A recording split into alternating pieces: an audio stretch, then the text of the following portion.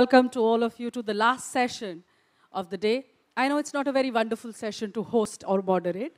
All of you are pretty tired of listening to us since morning. But here we are, and I have a very, very illustrious panel, as Muzamir and Vinu have introduced. We have a banker, we have a researcher, we have a very, very senior industrialist who's member of every chamber across Pacific Ocean, Indian Ocean, and any other ocean right in between. And also we have a young entrepreneur based in Sri Lanka. Along with this, we have, sir and madam, a house full of investors and entrepreneurs from 11 countries.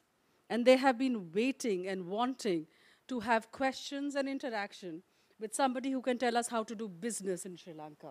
And that is what the theme of this particular session is, doing business in Sri Lanka. I know all of you are used to a panel where all the panelists are asked to share their views and then you have a dialogue, but I'm just going to flip that totally over. I'm going to begin by opening the panel to the questions and answer session. So if we have certain people who are really interested in investing in Sri Lanka, if we can have your questions. Are there any people actually in the house who are interested to do business in Sri Lanka? Let me begin with that. Fantastic. So I see Barbados, I see Nepal, I see India, Singapore, India again, Bangladesh. Can I invite 2-3 of you on the stage to just join me? Amin from Bangladesh? Please. Hema, I see you've raised your hand. Varun? Let's give them a big round of applause. And Vinu, can we have one chair up on the stage, please? One extra chair, yeah. So Amin has the mandate of his delegation saying, go Amin. So Amin, please join us. Hema and Varun. So I'm actually just going to open this totally as I've briefly introduced the panelist. I'm going to ask Amin, what is it you want to do in Sri Lanka and whom do you want to question? Just to give you a background, yes, I belong to a family business. And we manufacture glass containers for the pharmaceutical, food and beverage industry. This visit actually is a very eye-opening visit for me, and I'm looking to communicate with the pharmaceutical, food and beverage companies in Sri Lanka. However, one initial roadblock that I'm noticing is that even though we are all part of the SAARC region, and there is a SAFTA agreement between the SAARC countries, the sensitive list for Sri Lanka is actually quite long. And Bangladesh, being a LDC or a least developed country, usually has significant advantages to trade with its neighboring SAARC countries. So I was wondering if maybe the governor, assistant governor of the central bank, you can share some points on what the future is for easing the trade between our countries. Thank you very much. I think it's a great opportunity for the central bank to join this forum, and I'm the only central banker here, I guess. And coming back to the question, so Sri Lanka, I think if you all have done some homework to study about Sri Lanka before coming to Colombo, so this country actually now shown some impressive growth performance, especially after ending the war. So this country lost nearly 3 decades during the ruthless terrorist war period from 1980s to 2009. But since then, country has now shown the true potential. And we have shown to the neighboring countries and to the world our potential of this country, maintaining over 8% economic growth. In the first 2 years, 2010 and 11, and the last year, over 6% economic growth, despite all the difficulties in the global context. So coming back to the main question, how we can then partnership with our neighbors. So already we started our partnership with our neighbors to improve our business environment in the country as well as business environment in the region. So in that process, we already started our free trade agreement with India. As he said, we have already signed a free trade agreement. And the future, we want to go further, taking the services sector into the process. The same time, we have started the trade agreement with Pakistan, And in the future, we are planning to have another free trade agreement with China. Because we are living with several giants in Asia.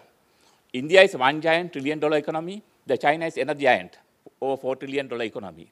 So we want to partner with this giant in our trading process in the future. So we are not competing with our partners. We are not competing with our neighboring countries. What we are planning to develop is the partnership. So vertical business. In that vertical business process, the country, all the manufacturers, all the producers are sharing their production with the neighboring countries' producers. There's a call, that the type of the vertical business process there, the entrepreneurs or the producers are the partners in several sectors in that partnership process. So in that process, we are not competing with you all. So our future is being a partners in the region, being a partner in the world. So our future is depending on our ability of linking with the value chains. So in that process, we are exploring our ability to join with the value chains in the world. Already we have a lot of value chains. Already we joined up with the value chains, and we are planning to further expand the entrepreneurs to join with the value chains, the global value chains, to further expand our export ability in the country. So in this process, the pharmaceutical sector, there are global giants in the value chains. So you, as well as Sri Lankan pharmaceutical industries, can join with them. Similarly in other production processes. So that is the kind of the strategy we are developing in this country. At the same time, for the entrepreneurs who are coming to Sri Lanka, we are giving them so much of facilities. For example, the doing business index is ideal, the measure you can gauge the country's doing business environment. If you look at the doing business environment in this country, 4 years before, we were the rank of 102. But if you look at the latest World Bank report just released, our position now come to the 85th position. From 102 to 185, we improved our... So, sir, what we understand that now you're creating a very conducive environment for the investment to happen. At this juncture, I would like to invite Priyanka.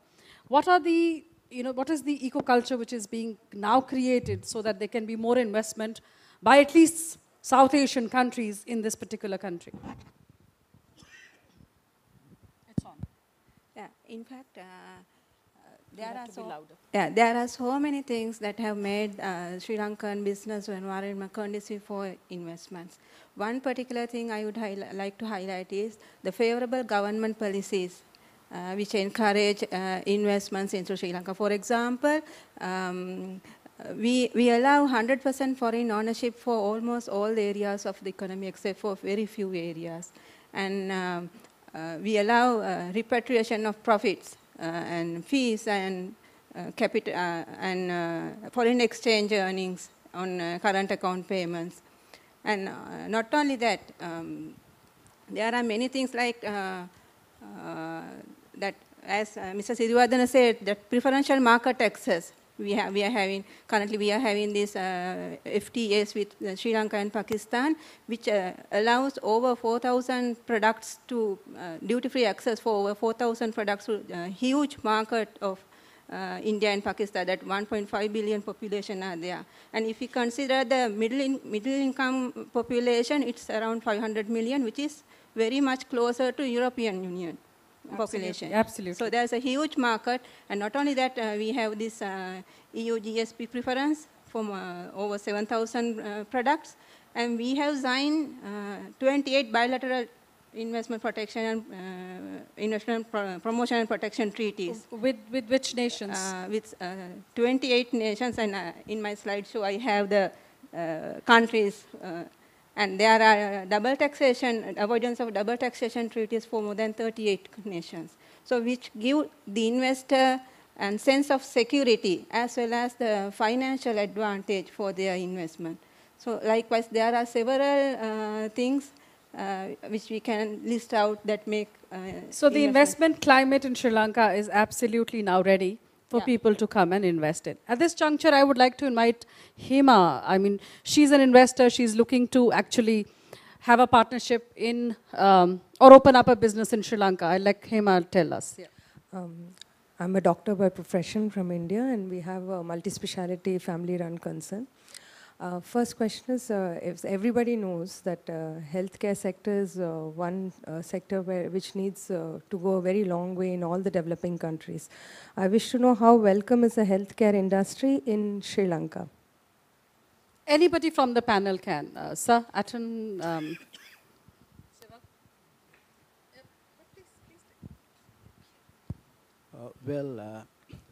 Basically, I'm at the outset. I'm not from the healthcare sector, but But you have investments in almost everything, right, sir? But in a nutshell, just to take on that, the advice, some form of advice to you is a form of a strategic partnership that you should look at it in Sri Lanka, because most of the health sector that we have is obviously we got the mega local investments, well-established companies and hospitals.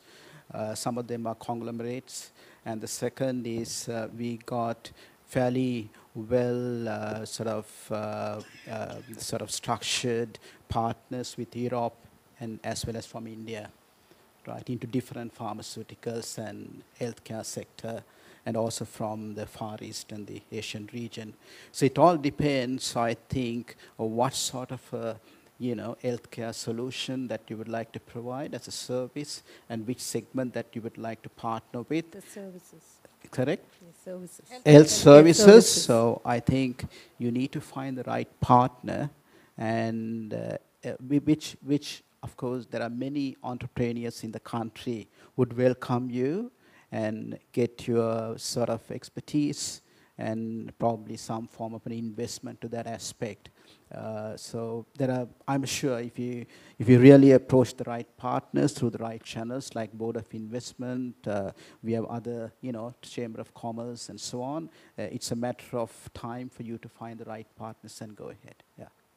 Are there any specific rules and regulations, because you spoke only about partnership? But if you really want to have, say, a fully owned subsidiary for that matter, obviously you can go ahead in that. I think BOI could certainly set up for you one-stop center, right? They could work with all the other verticals and other sort of, institutions for you to facilitate that process. Thank you. Any other question, Hema? Savari, I would invite you now actually to share your experience, and as at the tea you were sharing with me that the country now is really gearing towards a lot of green businesses. Please, can you share your experience with us? Firstly, I represent a company called Think Green. We're an environmental centric company. Okay, how it began was a total passion, because we just felt like the electronics which are coming into the country, and the lady I think from Singapore spoke about it. Electrons are hazardous. So we bought it in the country, and how it's disposed unknown. So we decided, okay, fine, we need to put a stop to that. With that, we decided, okay, we'll collect all the old electronics, whatever, collect it, and we know what to do with it. But that's a very good business back home in India. Disposal of electronic is also a very legitimate business. I'm coming to that.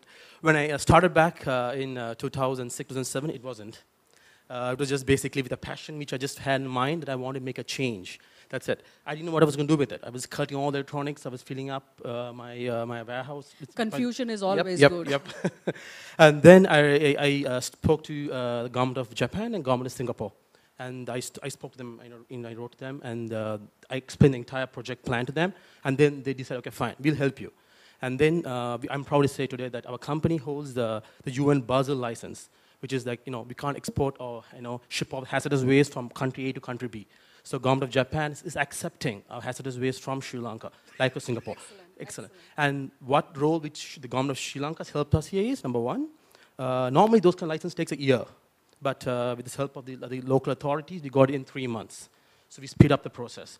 And secondly, once we established saying, okay, we can do this in Sri Lanka, now the government of Sri Lanka has put up a policy, a regulation saying, any electronics coming into the country, any importer must sign an agreement with a hazardous waste management company.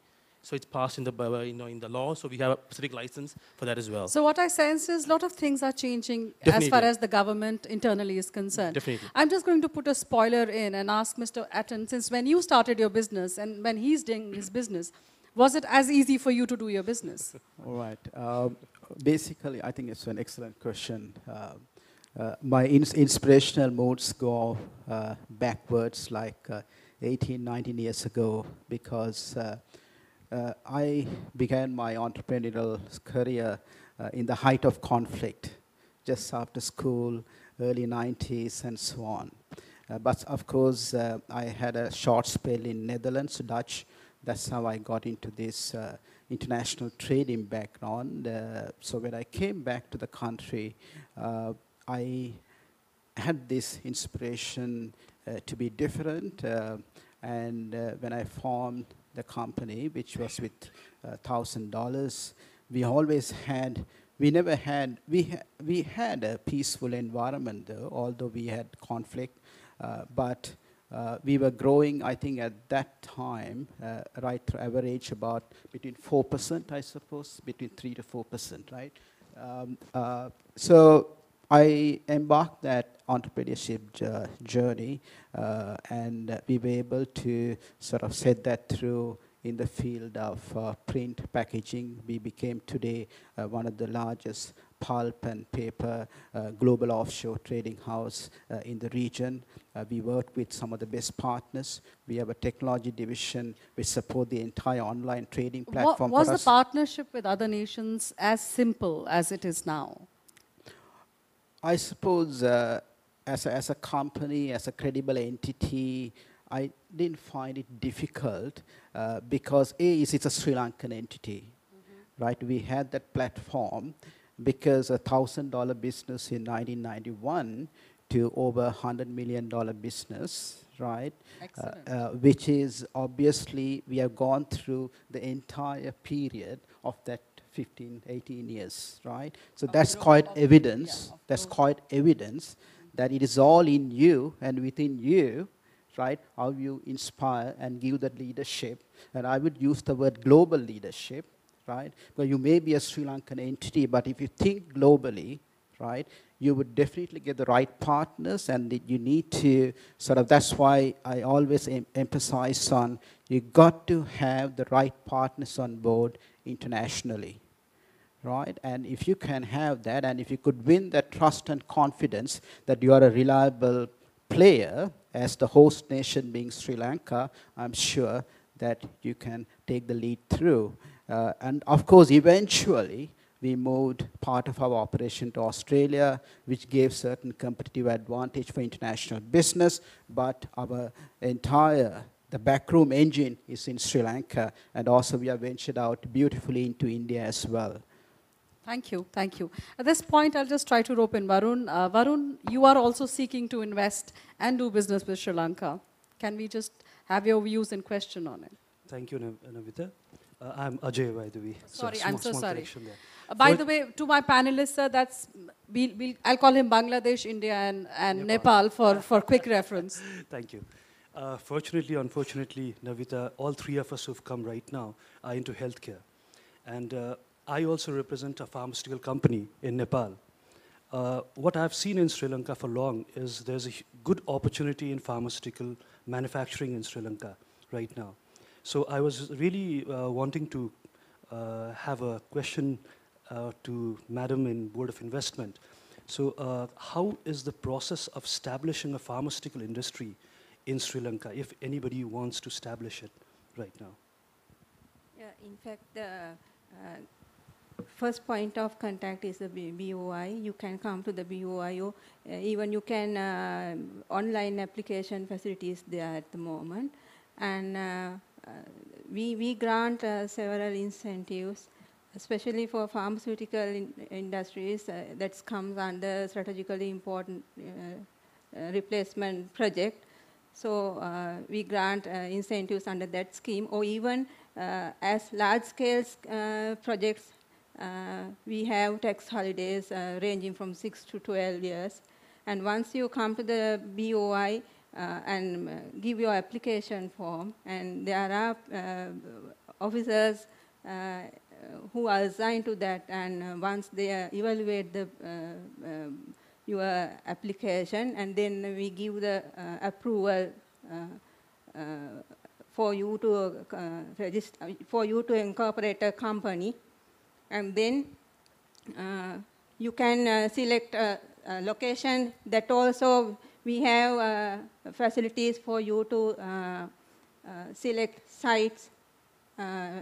We are assisting with the line agencies, and once the approvals are obtained, you can sign an agreement with the BOI, and all the tax concessions and other facilities, such as during the project implementation period, we grant incentives such as VAT and PAL exemption for you to reduce the upfront cost.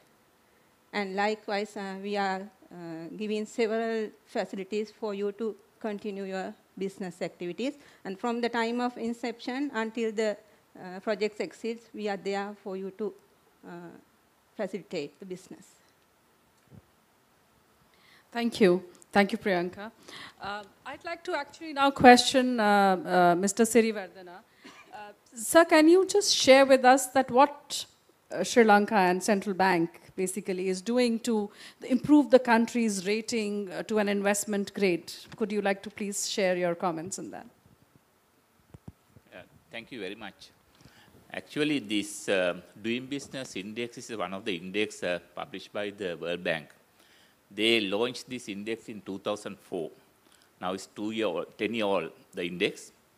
And first time the Sri Lanka enrolled in this Doing Business Index in 2009. So once we have seen the Sri Lankan position in the World Bank Doing Business Index, that was over 100, then immediately we had the senior level discussion how to improve the doing business situation in the country. So there, fortunately, the Central Bank took the initiative as the leadership under the guidance of the ministry called the Economic Development Ministry. So we two together then discuss how to strategize the improvement of the country's doing business index. So then it's beyond the Central Bank mandate to improve the doing business, because doing business index basically look at different areas of the doing business environment in the country. So in this analysis, World Bank normally look at the 10 areas: how to start, then how to run the business, and how to wind up the business. Those are the three broader areas under which there are 10 areas they look at: registration, how to get the electricity, how to get the telecom facility, credit, tax, all kind of things they look at in this assessment process. So then, as there are so many institutions involved in this doing business environment improvement process, we had a high-level discussion with all the stakeholders. There, we have invited the key stakeholders who are helping to do the business in the country. Who are these people? One is local authority. They are the people giving the various type of the permission, the permit to start up the business. Then in Colombo, for example, Colombo municipality, giving various type of permits to start the business. Then the second institution is the Registrar General. That is the place normally every industrialist getting the permit or the registration to start the business. The third, the electricity board. Likewise, the tax people, the customs. Those are the key stakeholders helping for the industrialists to do their business in the country. So we then, after inviting these key institutions to the Central Bank with the guidance of the Economic Development Ministry, we strategize our medium-term plan, how to improve the country's doing business index. So with that new strategy, so number one, we prepare a medium-term plan. And there, even the president in the UN conference indicated that countries should go up to the 30th level. Because this Asian region having a champions. For example, Singapore and Hong Kong are first and second, the best doing business countries in the world. And the Malaysia, there are the members in Malaysia here. Malaysia this time. Malaysia delegation, where are you? Can you, yeah. One of another champion. So this year, their position improved from 12th position to 6th position. If you look at your doing business World Bank report, one of the another champion in the region. So likewise, Mauritius, the Thailand. Those are the leaders in this region. So we also prepare our medium-term plan to go up to the 60th position by 2016. So in that process, the first step is to prepare a strategy with the stakeholders. Second, so it's a three-step process. Second step is we then educate all the data reporters, because the World Bank collects this information from various legal firms. They are the data provider to the World Bank. So without educating these legal firms, very difficult to communicate our process or the reform in the country. So therefore, second step is educating continuously our legal firms. Those are the people reporting to the World Bank annual basis about the country's doing business position. So there is a very good advocacy system of sharing the information within the nation so that you can actually invite a lot of other partnerships. Exactly. So they are actually, basically the World Bank, they have their own arrangement to collect the information. Most of the data providers are legal firms and the lawyers. So lawyers are very good, I mean, in certain areas, That's but their not all. job, yeah. So that's why we wanted to educate them what really has happened in the country in the doing business area. What are the reforms we have introduced? What areas we have improved? Because in the doing business, the assessment process, they look at 3 areas under each subsector. Number one, how many procedures you have, the industries have to follow. How many procedures, for example, to get an electricity facility, to get an electricity connection, how many procedures the industries have to follow? Number one. Number two, how many times taken? Whether it's a few days or whether a few weeks or a few months. That's another the assessment criteria. Number three, how much it's costly for the industry to get that facility. Those are the 3 areas they normally look at: procedures, cost, and the time taken. So in our strategy, we address all 3: reducing the number of procedures, reducing the cost in all, and reducing the time taken for each of these facilities, through which we have now come down from 102 position to 85th position this year. Excellent. I think Anton want to kind of add adding, something adding to it. to what Mr. Sirivardhana said, the practical aspect of taxation, the point number 1 is Sri Lanka is the lowest in the South Asian region, right?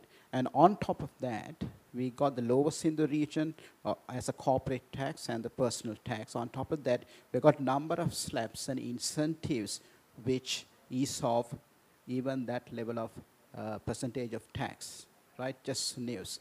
Secondly, Sri Lanka, because for me, running an international business, tax management is one of the key components, right? How many of you in the audience are running international businesses in their own nations? Okay, we have quite a few. So it is a key component. Better tax management enhance your profitability, which in turn go for further investment and growth within the region. So we are in all the emerging markets in the region. We have a better tax management, and Sri Lanka has a lot of value to that as a double treaty tax advantage. For example, we have Sri Lanka, then we have India, then on the other hand, we have highly matured, highly kind of developed, and also where they will tax on everything, on every worldwide income, which is Australia. Now we operate out of Australia. Our entire futures trading desk is in Australia, right? Now how do we manage our tax? Because Sri Lanka has a lot of value under the process, the law of double treaty. We also use Singapore to a certain extent. Again, it has a green double treaty. So in terms of taxation, here is a practical case study that I evolve with it day in and day out, and we manage it very well out of Sri Lanka. That, I think, this is an excellent piece of information. I'd like to bring Priyanka in. Can you share the nations where this bilateral treaty has been signed? To add what Mr. Godfrey said, we have signed 38 double taxation avoidance agreements with countries like Australia, Bangladesh, Belgium, China, Malaysia, Singapore, Thailand, and there are a lot more lists. Vietnam, Pakistan, India, Maldives. India, Pakistan, yes, Indonesia, Maldives, Malaysia, Singapore. Malaysia, yes, Russia, and 38 countries are there. Which are part of this double taxation avoidance agreements. And also there are 28 bilateral investment protection agreements, as I mentioned. Again, most of those countries, such as Malaysia, Pakistan, and China, Maldives? yeah, Thailand, not Maldives, I think, yes. Singapore, 28 countries are there under this bilateral investment treaties. Thanks, Priyanka. At the beginning of the session, we had a gentleman from Barbados. He wants to do an investment here. What, sir, is your question? And could you share with us what kind of investment would you like to do in business? Can we have a mic, please? Sonia, you also was interested to do business and had some queries regarding doing business in Sri Lanka. So next to you too. Sir. Hi, good afternoon again to everyone. Yes, I'm very interested in the agriculture sector of Sri Lanka. I'm also interested in different businesses and how is it that the Caribbean, and especially Barbados itself, can actually benefit from Sri Lanka, and what are the trading agreements between Sri Lanka and the Caribbean, and any, if any, and if there are any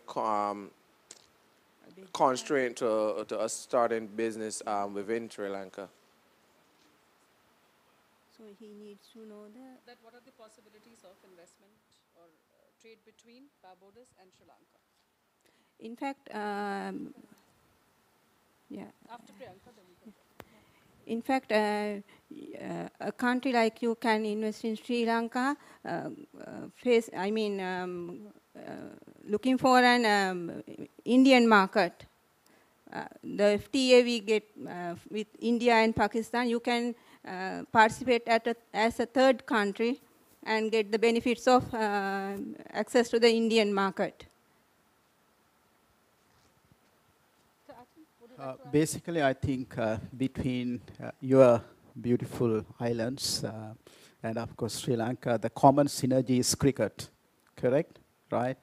We love cricket, and you all love cricket, right? I think that's a common synergy. Now that sort of enhance into business opportunities, right, at both social and economical. Having said that, one of the aspects I think you could look into is the areas like tourism. But both countries have fairly, high emphasis on tourism as a major revenue earner. The second point is you have Bermuda in the same zone. Bermuda is part of your Caribbean, right? Am I right? Bermuda is one of few, which is an offshore financial center, which Sri Lanka is, I'm sure, we are almost going in a similar, that probably you could add on that. But Bermuda is one of the African. He was East interested African. in agriculture. So, if you look at the agriculture. You're open to anything. Okay. Yeah, so these are some of the synergies you can look at. How you could invest, trade, investment. Bermuda could be one of the financial hub in the region. So if Sri Lankans wants to go out and use some of those benefits in the Caribbean, so you got to look at some of those opportunities in those lines, right?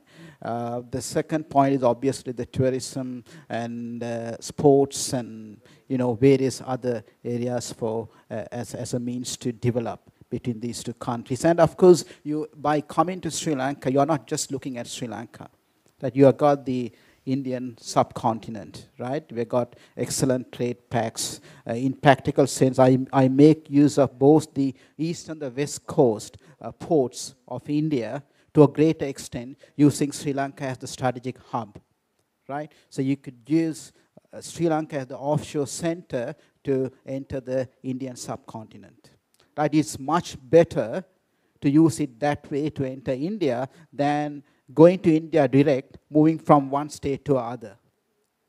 Do you get my point, right? Using the offshore center, what we have in Sri Lanka, is much easier in practical sense, which I am doing it day in and day out, to enter both on the east and the west coast of India, than getting into India and moving inland, right? So just for your information. Thank you. Sonia, would you like to ask, say, share? Oh, you're audible, I guess, yes, please.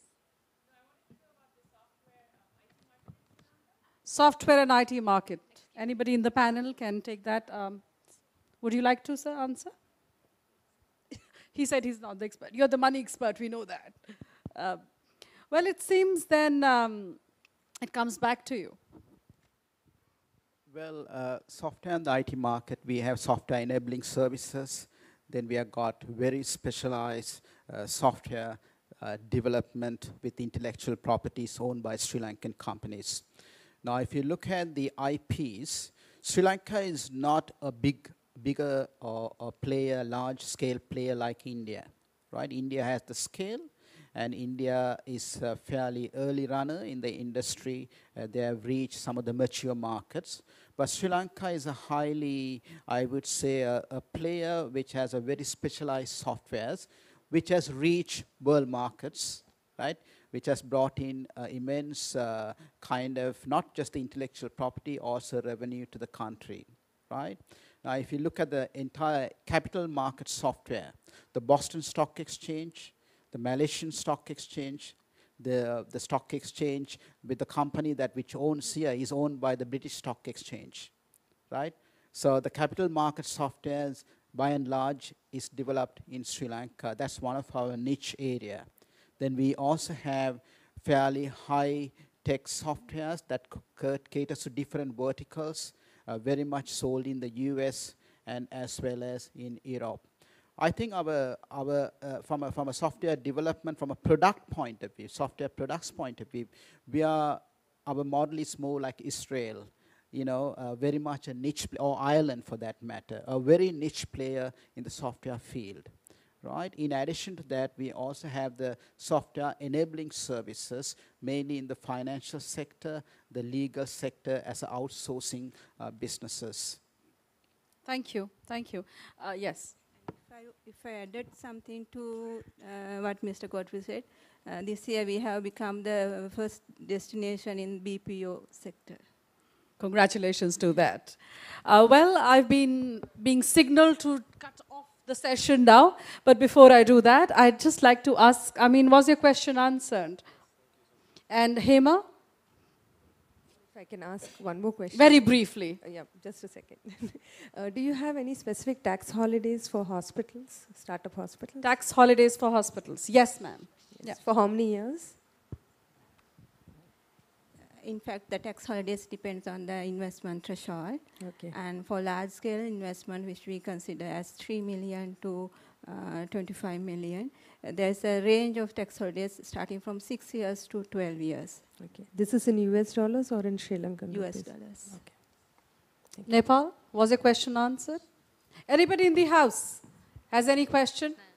Well, thank you so much. But before I thank my esteemed panel and my colleagues and my friends from Bangladesh, India, and Nepal, I'd very briefly, sir, just for a minute each, I would request my panelists to give the pitch to the 11 nations which are present here, why this is the right time to do business in Sri Lanka. I begin with, sir.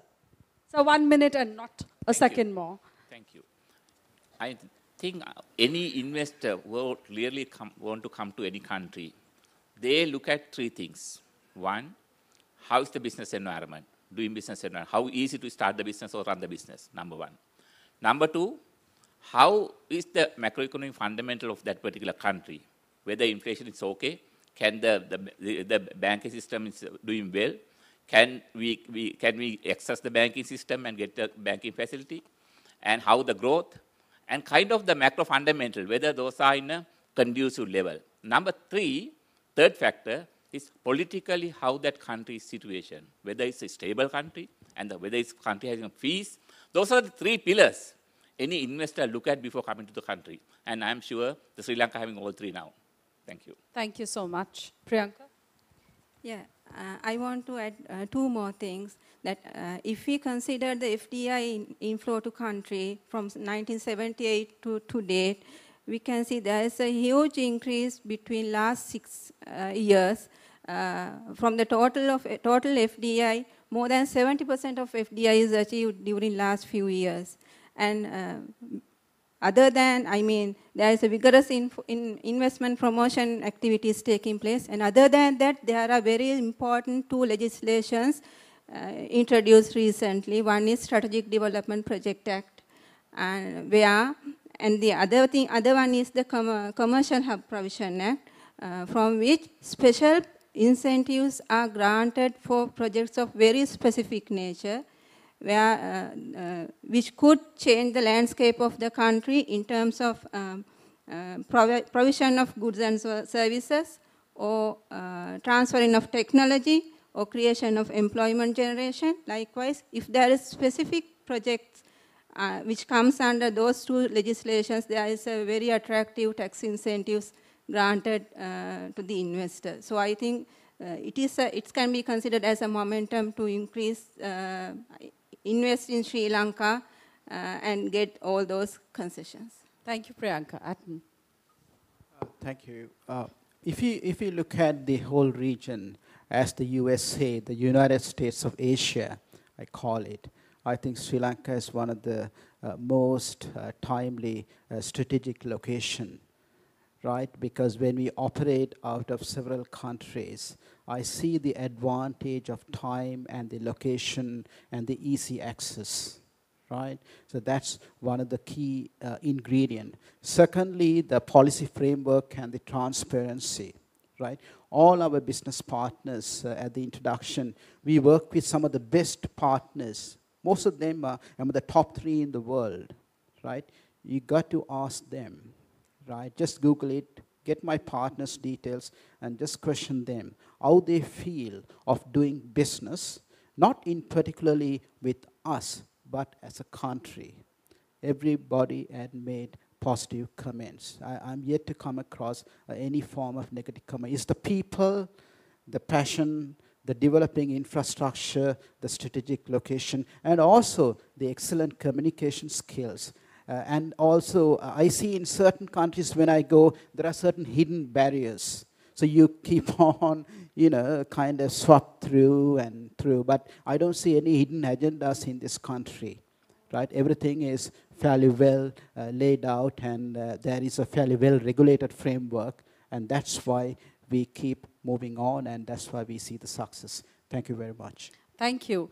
And the list of the companies, you can refer to our page number 42 and 43, the companies he's working with, and who's going to give you a good view on how it is to work in Sri Lanka. So. To start with, I think I'm going to have a different perception. Thank God for that. We need some because there's disagreement lot of on the technical panel. and a lot of information, data, with almost every here. So I have a different perception. Let us just get the ball rolling. Briefly, but. Yeah. Sri Lanka will be a destination which is more affordable and more reasonable startup. And number 2, Sri Lanka has the right size. Many of you, I think also only three people here who actually have gone global, balance all our entrepreneurs in their own countries. Sri Lanka has the right size. Anyone who wants to go big, first maybe Sri Lanka, maybe you can test the waters in Sri Lanka. With that learning experience, you can go big. And thirdly, since I've come from an environment industry, development is required. Let's have a future which is more sustainable, and let's care for the environment. And Sri Lanka will definitely promise you in all the regulations we have, but it does support those kind of business. Thank you. Thank you so much. So friends, that's the end of this session. Message is simple, time is right, government is ready, tax cannot get more friendlier than it is. Well, we have somebody who endorses it for past 22 years, and we have somebody who's just stepped into business since 7 years. So thank you so much, my esteemed panel, as well as my guest, and a big, big round of applause for all of them. I think we can do better than that. Thank you so much. Thank you. Thank you for that very, very insightful panel discussion on doing business in Sri Lanka. We are going to go straight into our final valedictory session, which is going to be short and very, very historic. Before we